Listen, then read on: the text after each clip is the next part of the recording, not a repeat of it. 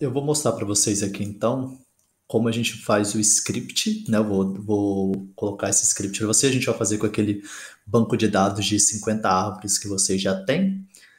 E eu vou mostrar para vocês como que é o script da distribuição geométrica. A gente não vai usar as funções linear models, nem vai usar as funções NLS, mas todos os modelos, como a gente viu lá na aula teórica agorinha, são todos modelos não lineares, porque eles não seguem aquele padrão. Então, não seguiu aquele padrão, são modelos que a gente vai dizer modelos não lineares. A única diferença é que aqui a gente não vai usar as funções clássicas, a gente tem funções apropriadas para fazer distribuição geométrica. Tá? Então, comumente, né, eu vou ler o banco de dados, normal, tá aqui, ó, 50 árvores, 4 variáveis, vou ver a característica do banco de dados, que é aquele mesmo banco de dados que a gente já tem. Eu vou apenas chamar de x para facilitar para mim o DAP, então eu aloquei, tá vendo? Ó, x recebe dados DAP, e aí eu vou calcular a média usando a função min, eu só chamei de média, tá? Para vocês verem. O desvio padrão, eu vou usar a funçãozinha também, vou chamar de desvio.padrão. E eu fiz a funçãozinha SD de x. Tá vendo? Tá aqui, ó, 708. Essa funçãozinha é nova para vocês descobrirem o valor máximo e mínimo, tá? Então, o valor máximo é 6,4 desse x que a gente tem, que é o DAP. E o valor máximo é 35 de DAP. Tá? A gente vai, se vocês não tiverem, vocês já sabem instalar, eu só vou requerer aqui. Você pode requerer tanto usando a função library como a função require. Vocês precisam instalar, tá? Se vocês não tiverem na máquina, vocês acham que não vão ter, então é só vocês instalarem, como a gente já aprendeu como instalar. Quem não viu, tem os videozinhos lá de como instalar no R. Vocês vejam lá o vídeo para instalar os pacotes. Então a gente tem o library, né? Para quem não lembra, é só vir aqui, ó, packages, tá? Install e colocar esses pacotes aqui. Eu só vou aqui procurar. Então, library, requeire então, mas, graphics e fdth. Então, o primeiro passo que a gente vai fazer é um histograma. Então, eu vou aqui aumentar um pouquinho, só para vocês entenderem. Ó, por que eu preciso fazer isso aqui? Porque eu preciso falar para ele onde começa e onde termina. Então, eu sei que começa em 6.4 e 3. Então, não para ficar não desse jeito, eu vou colocar que a primeira classe começa em 5 e a segunda termina em 40 e vou dizer que eu quero 5 classes. Beleza? Então, isso aqui você pode determinar. Tá? Então, eu tenho a função que a gente vai fazer isso se chama fdt. Aí eu vou dizer que dados que eu quero, quantas classes eu quero. Quantas classes não, desculpa. Qual a amplitude de classe? Então vai dar 5 a 10, 10 a 15, tá? E aí eu fiz isso mais para ficar inteiro, tá bom? Por isso que eu coloquei para começar de 5 e terminar em 40. Né? Então ele vai fazer aqui xlab. Aí eu vou colocar xlab, o que que é? Classe de DAP em centímetro. Frequência. Start começa em 5, termina em 40. E para aparecer colunas. Então ele vai fazer o histograma e ele vai... Acho que eu não dei Enter. Eu fui passando sem dar Enter. Ah, agora sim. Beleza. Viu? Eu fui passando para vocês sem dar Enter.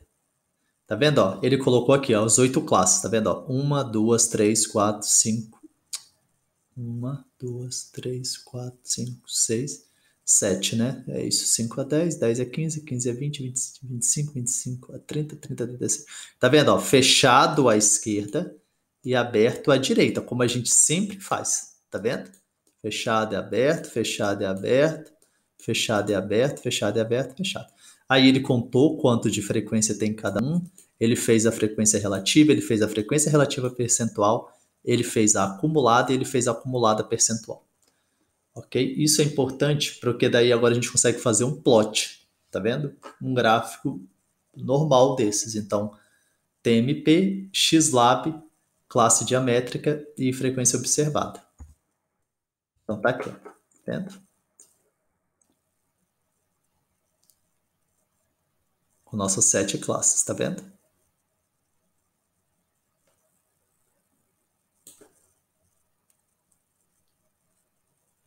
Você poderia vir aqui e colocar essa amplitude aqui baseada em Sturges, tá? Não teria problema nenhum. Só que você tem que fazer o cálculo do Sturges à mão, tá? Funções de densidade probabilística.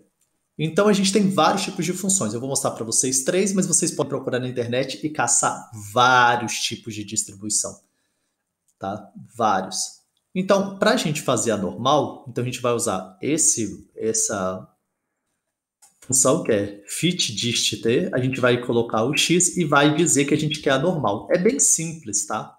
Ela já faz diretamente a função para a gente, tá? Isso que é o bom do pacote, tá vendo? Então, ó, normal, ele vai ajustar normal. O que que a normal precisa? Lembra? Precisa da média e do desvio. Então, ele calculou a média e o desvio que a gente já tinha feito anteriormente. Tá vendo? Depois ele vai fazer exponencial. Exponencial ele vai dar só o lambda, tá vendo?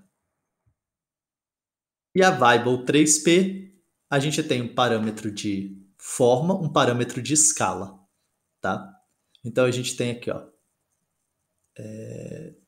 fitdr, x, function, x, shape, scale, tree. Então tá aqui, ó.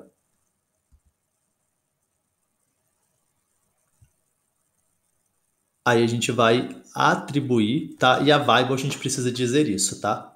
A gente precisa colocar depois disso aqui uma funçãozinha x menos 3, shape, scala, e que dizer quanto que vale mais ou menos cada um. Então, shape 2, escala 16 e 3, 15. Essa função aqui, mais ou menos, você tem que olhar, tipo não linear, em livro, em alguma coisa, para dar o aspecto da distribuição ou tentar fazer tentativas até dar certo. Senão ele vai falar que o ajuste deu errado. Então, tá vendo? Ó, os parâmetros shape, scale e tree. E deu próximo dos valores que a gente colocou aqui.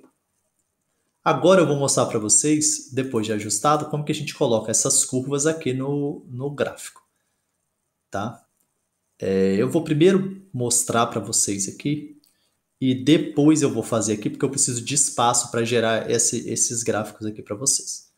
Então, tá vendo? Ó, eu vou fazer aquela funçãozinha paremflow para abrir 3 janelinhas. E aí eu vou fazer o plot ao TMP, que é esse gráfico aqui que a gente fez.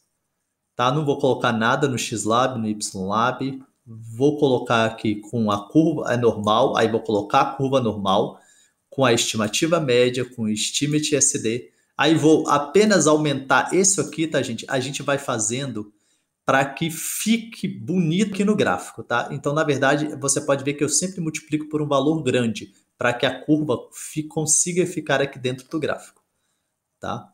E aí eu vou colocar uma legenda, tá vendo? Ó, a legenda para dizer que esse aqui seria o A. Né? Depois eu vou fazer um plot aqui com exponencial, a mesma coisa, tá vendo? Ó, coloquei aqui de 0 até 55 para ficar bonito no gráfico. Isso aqui eu fui testando, tá? E a legenda também com AB e depois eu vou fazer o plot da variable 3p, tá? Então eu vou mostrar aqui para vocês como que a gente faz a função. Vou deixar aqui grande, porque senão não vou conseguir gerar para vocês o gráfico, tá? Então eu tenho aqui, ó. Tá vendo? Então eu fiz com a normal, tá vendo? Fiz com a exponencial, óbvio que não vai ser exponencial, porque é uma floresta plantada, então a tendência dela é ser normal. E a variable, tá vendo? Se você olhar, a variable foi um pouquinho melhor aqui, tá? Geralmente para floresta nativa, a variable é um pouquinho melhor. Então, por que esse ABC? Quando você vai fazer no seu estudo normal, você já escreve na legenda embaixo. A normal, B tal e negócio, porque daí facilita para você fazer as análises. Tá? Então, isso daqui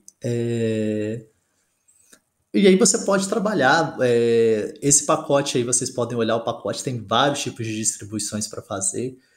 E aí vocês vão testando. A diferença sempre é o que eu falei, você tem que tomar cuidado, porque quando eu não coloquei isso aqui até 55, o gráfico ficava muito pequenininho aqui dentro, porque as proporções são diferentes. Então você tem que mais ou menos mexer com a proporção para o gráfico ficar visualmente bonito. Aí tá vendo? A cor tá aqui, por isso que aqui é laranja, aqui é azul. E aí vocês vão brincando, tá? Então, como eu disse, essa aí foi a parte de distribuição diamétrica e semana que vem a gente vê a parte de relação ipsométrica. Bons estudos a todos aí.